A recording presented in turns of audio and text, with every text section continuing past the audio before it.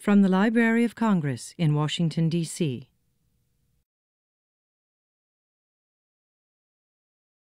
So you might wonder, what on earth do an architect and a poet have in common? Well, not to mention being Stanley Plumly fans, both my wife and I and my children. Try this out. As an architect, I create spaces in buildings and spaces between buildings. And these spaces often evoke feelings of comfort and tension. And architecture in and of itself, I think, is oftentimes reflective of today's society. And I think this work is not unlike the work of Stanley Plumly, who builds not with brick and mortar, but builds with words. Words that inspire us and tease us and comfort us and tease all of our senses. Well, it is a pleasure for me to introduce Mr. Plumly. He is the Poet Laureate of Maryland and was named to that post in 2009 by Governor Martin O'Malley. His most recent poetry collection, Old Heart, was a National Book Award finalist. His work has been honored with 8 Pushcart prizes, a Rockefeller Foundation fellowship, among many other awards. He is a Maryland Distinguished University Professor and founded the Masters of Fine Arts in Creative Writing at the University of Maryland in College Park.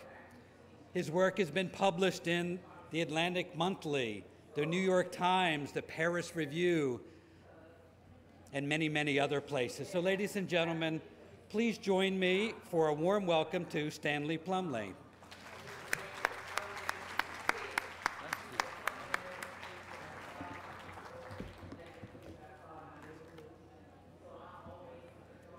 This is like the battle of the bands, except simultaneous.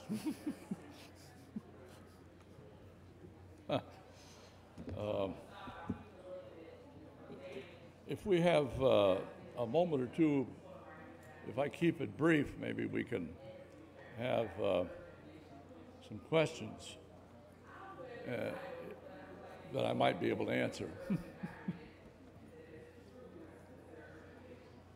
Simile.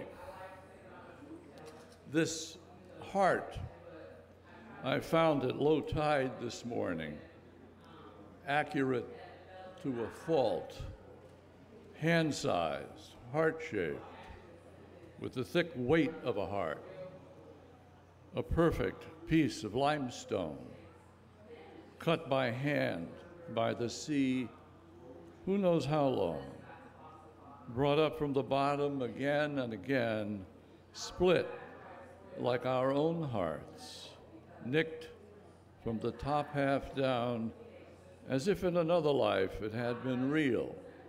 Stone atrium, stone sorrow, stone ventricles, stone arteries and veins.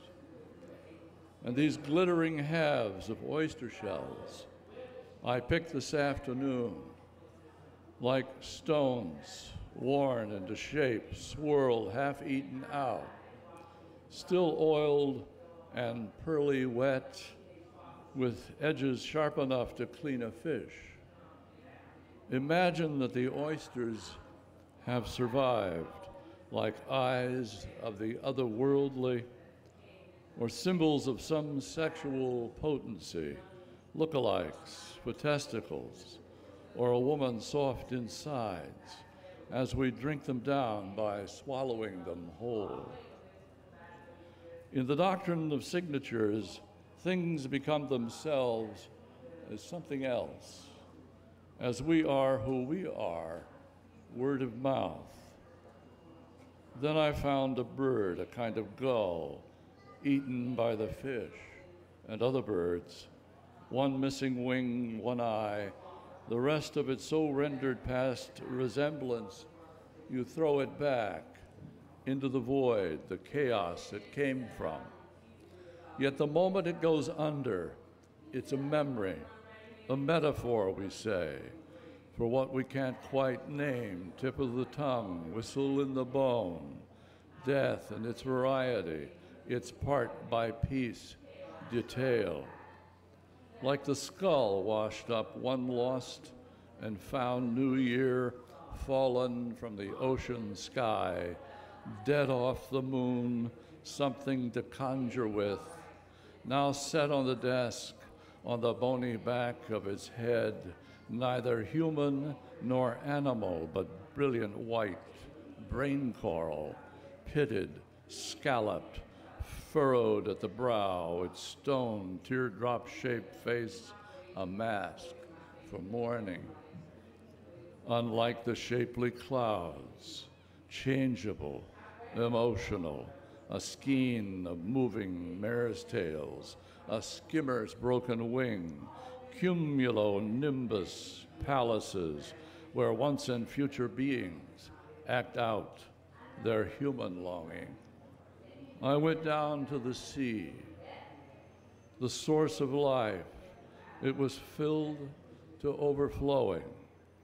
The blue horizon line, however many miles, parted nothing more than air from bluer water, though it was poetry to say what it looked like.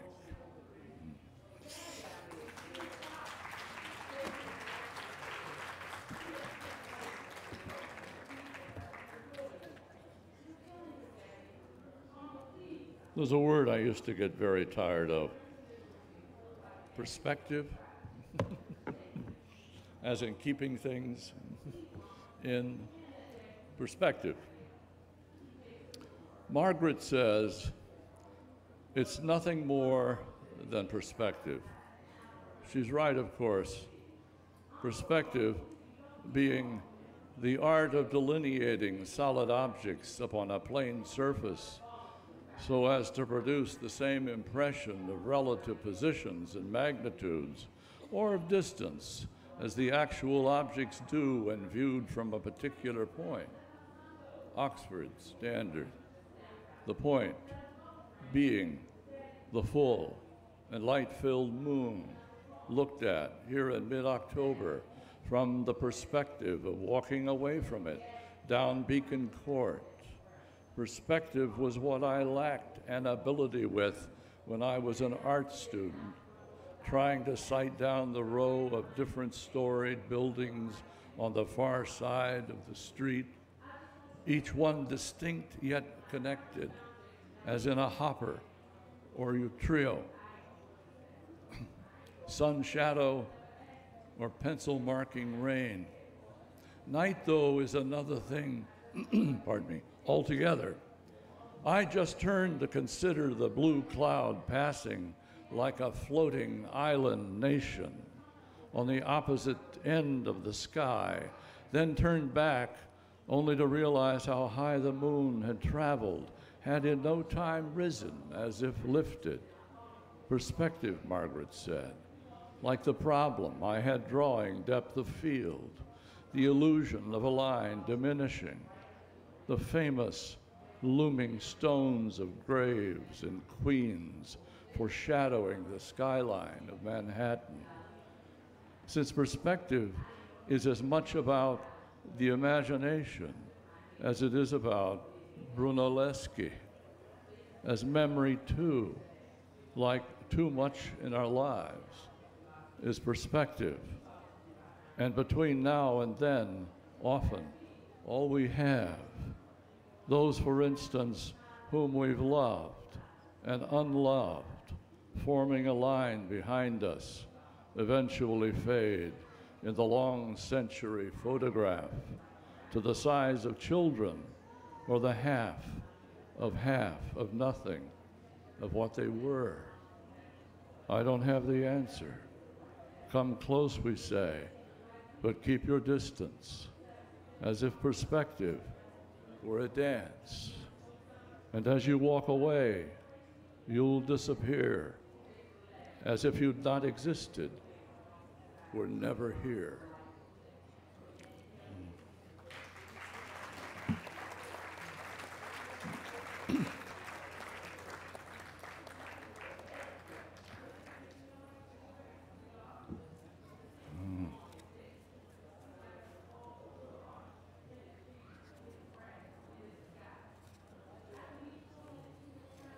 I'm a I'm a sucker for sunsets, but who isn't, right? You know. And sunsets over the water, the great water, especially with a nice glass of Italian red wine, is an experience you can't forego. The J. In white Adirondack chairs on the wave crest of a dune, looking out over the gray green to cobalt colder blue of the Atlantic, drinking decadence in large Barolo portions, taking it in like sea air, the view and ocean silence. It's difficult to imagine not being here, or worse, never being here again, or worse, never having been here. My mother never saw an ocean, and Wallace Stevens never traveled except by Pullman to Key West and all the stops between. He speaks in Madame Louverie of his mother as the raven waiting parent, though mother also means the earth, welcoming the child back to the beginning and end. Naturally, the sun is falling, which had risen in first light only this morning, burning its stunning star path perfect to this place of witness. Now that it's a rose disintegrating in all the colors of the spectrum all at once, we can look at it the way it is, on fire. The way, too, the big male of a blue jay on the snow fence to the right, watching with us, waits for the dark, or what passes for the dark, a kind of water surface blue, and the second the sun is gone, he's gone, just over us, a few feet at the most, likely into the safety of a hedge.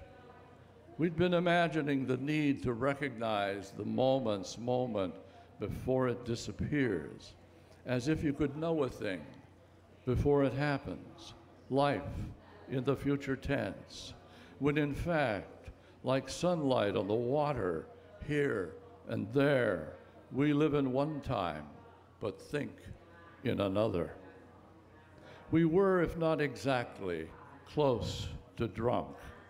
So we lifted to the light our full glasses. The J was beautiful, especially in the air, blue on blue, his white wing spots and white touch on the tail shining in that instant of the sun slipping under. Not once in his happiness or reverence or indifference did he sing, complain, or say anything. He flew on a line drawn in time from now to then. I can still see him, though finally he was nothing but a blur inside the death of everything that happens.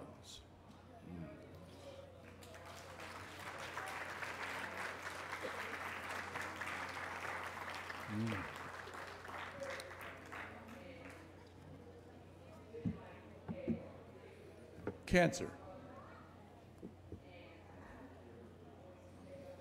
Mine, I know, started at a distance 520 light years away and fell as stardust into my sleeping mouth yesterday at birth, or that time when I was 10, lying on my back looking up at the cluster called the Beehive, or by its other name in the constellation Cancer, the crab, able to move its nebula projections backward and forward, side to side.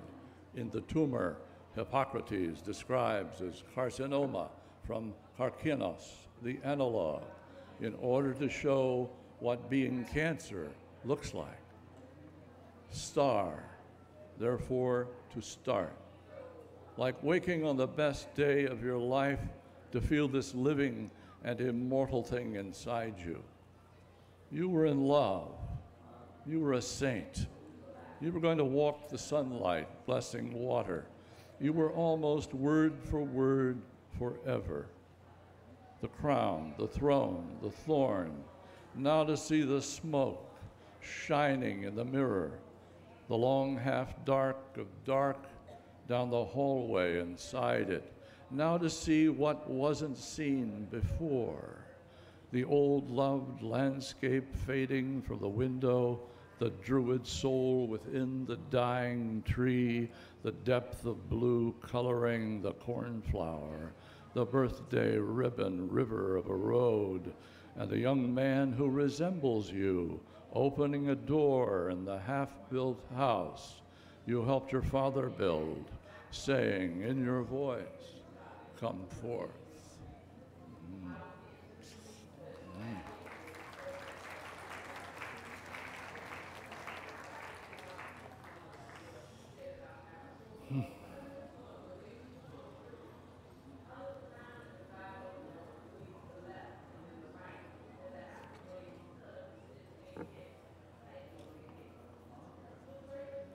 Well, we'll continue this happiness.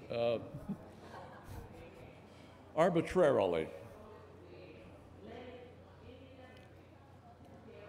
Death, I've decided, is gray.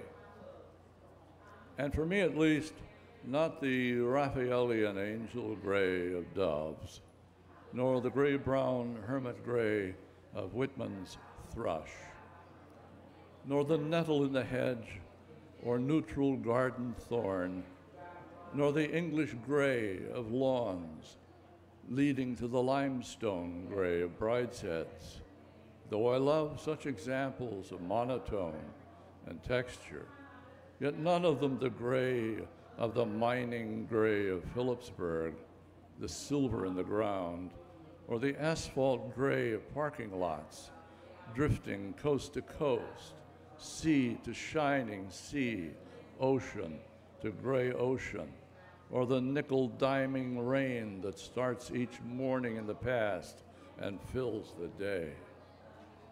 The remnant dressed in black, the bride in white, I saw them more than once and knew the circle of their color, a gray nowhere in nature, unless the wind or breath of life or air walled in suggests a gray interior in things, the way we see it in the mirror, manifest in hair, and one-time lyric of the face.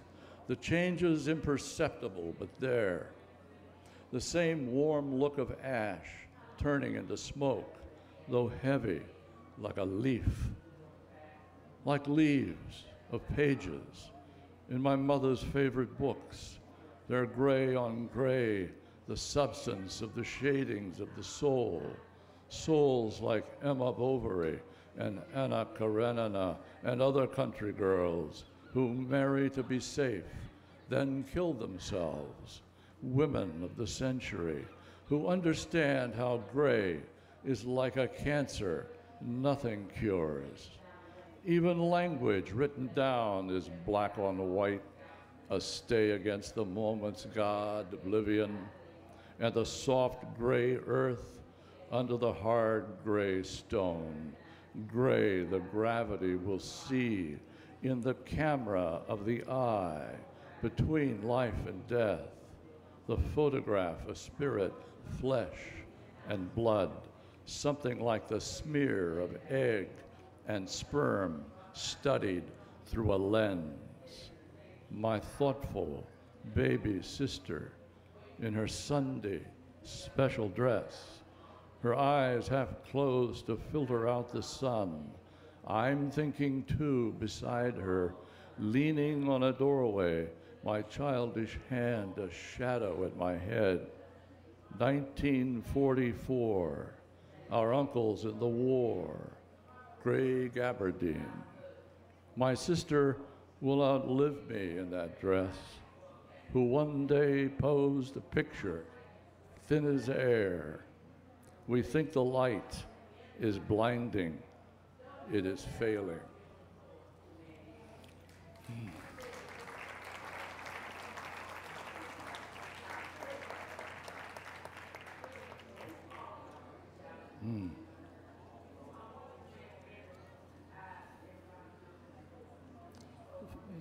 This is a poem entitled 400 Mourners.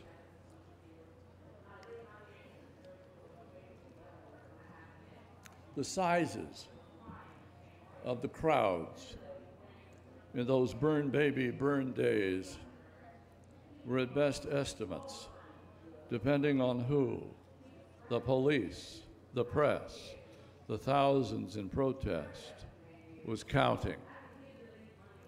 The body count, we called it. And after the arrest, we were lined up alphabetically for fingerprints and phone calls. It wasn't all that much, though the numbers made a difference, since they argued significance. That was later, at the dead end of the 60s. The rallies against the war mixed with the killings of the Kennedys and King and the nuclear meltdown of democracy at the convention in Chicago. But at the beginning of the decade, it was man on the moon, hand on the heart. Ralph Abernathy, who had recruited most of us, came by one day just to say hello. We were on the white side of the table, the soon-to-be eligible black voters on the other. Greenville was as liberal as it got in Mississippi, the Delta almost as ancient as the flooding of the Nile. The names, the spellings, the signatures, like maps of a world once flat. And the heat and the dog's breath weight of the air and the wet dust needlework of pine. People had died here under a different register, as thousands more, thousands of nautical miles southeast would die who had not voted. Ralph said the numbers finally didn't matter. The idea of change was enough. He meant an idea whose time has come. The few new voters each seemed wise and old, older than anyone we knew, older than parents or grandparents, older than the country or anger's life expectancy. They had looked into the sun. They had looked into it a long time. The Carter family newspaper spoke of joy with sometimes grief, as if the happiness of change felt like a passage. This is 50 years now, gone. It's crazy that so much of it came back to me, witnessing the funeral of a child. The countless car cortege wound through the town's winter wastes as if the hearse could not quite find its way.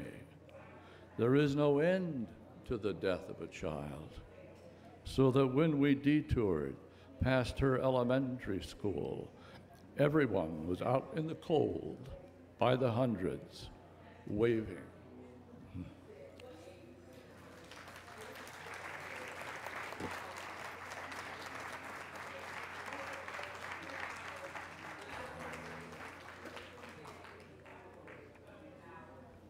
Is my time up?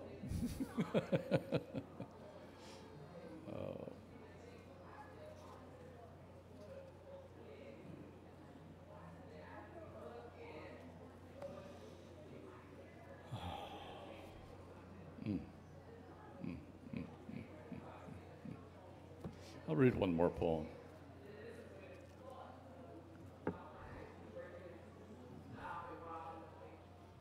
More history. Long companions. We are born the year Hitler invades Poland. Blitzkrieg, lightning war, war, lightning. We are 3 months old, and 2.5 when Japan bombs Pearl Harbor, kamikaze, Godwind, and 6 when the war is over. All our uncles surviving in their uniforms, our father head of the local National Guard, and responsible for German prisoners of war our grandfather brings from Washington to cut and plant Virginia. Some stay on. After the war, we moved to far Ohio, where Lindy Brubaker, prison camp survivor, can't hold his food. He turns to God, presiding in 50 years at our mother's funeral, the girl who loves dancing, smoking, and the movies. Shine Cinema, the Little Theater, the best years of our lives, the Autry Westerns. Our father takes tickets to earn extra, then comes home tight to Victory Heights in order to rise at dawn to his real job at French Oil. Like winter, Korea comes and goes, McCarthy on TV, alive and angry, the moon drifting, the sun rising on the multicolored back of the rooster, fear, the word of the day, Russia, China taking over, their various massive hungers, overwhelming, Mongol, Manchurian, Manichaean, Mississippian, the black and white of Cold War everywhere. Gray pictures in the news, gray lives. We are 20 to almost through our teens and ready in a steady year or two to vote for Kennedy, outlived by everyone, including Johnson, Nixon, and the Cuban, and even the Viet Cong contraction of Vietnam Cong Sam, Uncle Sam, Yellow Peril, Nonpareil. We survive our middle 20s thinking purer thoughts and allowing the violent 60s to become the virulent, violent 70s. Fingerprinted, visited, interrogated, inoculated. Then we grow into a life of unintended consequences, promises, spilled milk, the Great Wall, the Berlin Wall, and a wall on which too much is written. Tear them down, start over, love our friends anew, watch them disappear one by one, watch the face of the deep darken and roll in, watch the tallest window buildings break and fall, the heart bobs and breaks. There is fire in the mirror, a ghost peripheral profile at the eye. Time passes, light pours, in themselves, a happiness. Thank you.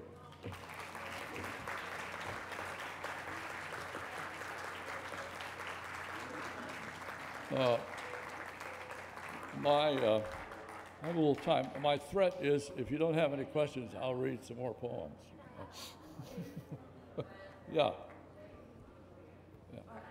Hi. Thank you so much for your poems. My question is... You'll have to speak up. We have so much competition here. All right. My question is, how do you choose the topics in which you write, and how do you then develop? Do you outline, or do you just let it come alive? Thanks. Well, I guess the cliche answer is you don't choose, quote, topics, unquote. They choose you. And by that, I guess I mean that your range of material. I don't like the word subject or topic or whatever, because it assumes a rational process that is, I think, against the whole point of writing anything, maybe poetry in particular. Instead, you have a kind of I guess it's something you're practically born with, a feeling toward your experience, a feeling that you bring into the world and respond to the world with. And that guides almost everything you think about, and certainly everything you write, so that whatever the ostensible subject, or what Wallace Stevens calls the apparent subject, there's always the secret subject. And the secret subject is that undertow, that feeling you bring to whatever the occasion is. And that's why poets tend to have more or less a singular tone, which gets varied, but nevertheless is their base note, is their bottom line, is the music out of which they hear the language. That sounds very abstract. I don't think I can do better than that. I'd like to think that what I've been reading today is an example of variety within unity, that there is consistency in that tone. People have different tones. I mean, and some people, I think, sadly, are tone deaf to themselves. They don't hear how they respond to other people.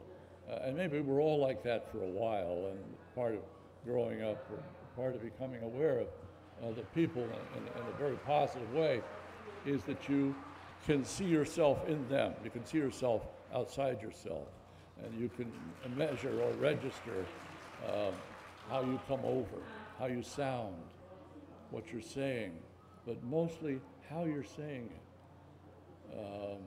And how you say a thing is everything. I guess that's what I mean by the tone. You remember your mother saying, don't use that tone of voice? Yeah. You can say it, whatever you were going to say, 100 different ways, but there's one tone of voice you better not use. Somebody else. Oh, there we go. So how do you choose the poems that you're going to read at a reading? What do you look for in your poems? Do you try to have a consistent voice or tone, or do you look for a variety, or how do you choose them?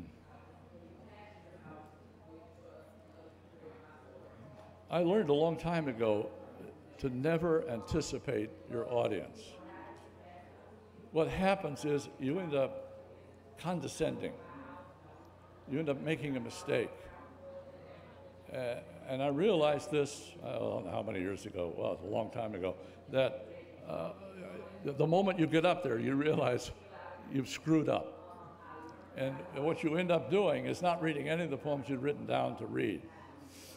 And you're searching for whatever it is you think at this moment, in that existential moment, what will be best between the many of us here, so to speak.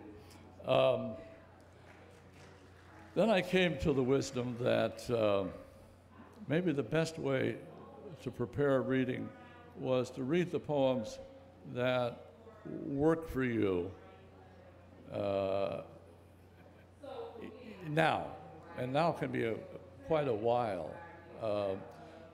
And then sometimes you read that last poem I read. I haven't read for a long, long time, but somehow being in Washington brought it out.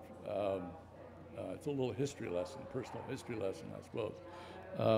But you have to be, it's the same with teaching.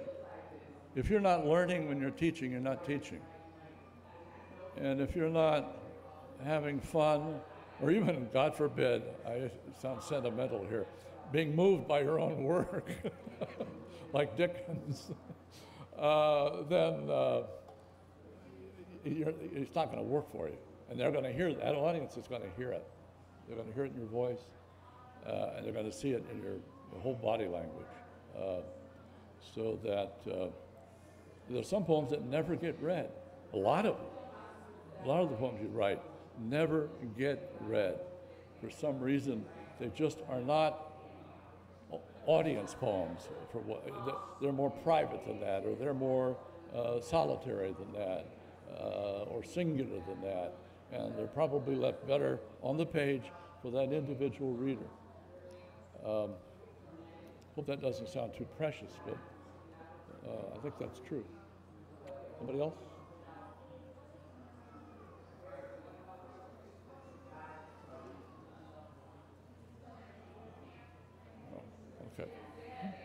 You mentioned teaching just now, and I teach at College of Southern Maryland myself. I was wondering if you could talk about how teaching influences your writing, or vice versa, and how you fit both roles into your writing life, I guess. Well, teaching is, well, for me at least, a way to make a living. It has absolutely nothing to do with my writing. However, it does have a lot to do with my reading. And the one great thing about teaching is that it keeps you in the game. It keeps you in the past in a rich way. Teaching is about making the past or making memory alive in the moment, as if it were contemporaneous, and I think it is. And it's also, it's a way of extending yourself, as well as enriching yourself. Woe to the writer in his workshop or her workshop whoever makes the mistake of bringing his or her own work into that workshop. That is death on wheels. You never want to do that. You are a teacher and a leader in the workshop, and that workshop has nothing to do with your writing, only with your own experience as a writer, trying to talk to other people, younger people usually, about what will make their work richer and better and deeper. But as for its relationship to one's own work, stay out of that. Stay out. That's a whole different world. And if you start to confuse those two, your shoes, as Mark Strand once said in a poem, your shoes will fill with urine. Sorry, John, thanks.